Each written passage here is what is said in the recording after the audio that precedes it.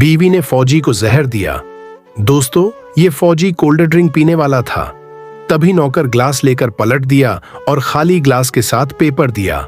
उसमें लिखा था कि ग्लास में जहर है। तभी फौजी जहुकजता है और तभी फौजी बीबी से कहने लगा कि ये मेरे को क्या हो रहा है, चक्कर आ रहा है, ये मुझे क्या हो रहा है, और कहीं कर बेहोश हो जाता है।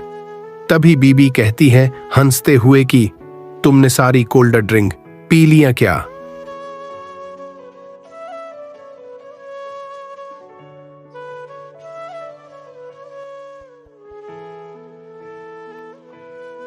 और अपने नौकर से कहती है कि वो तुमने तो पूरा जहर पीला दिया, इसको कितने दिन से राख रखी थी।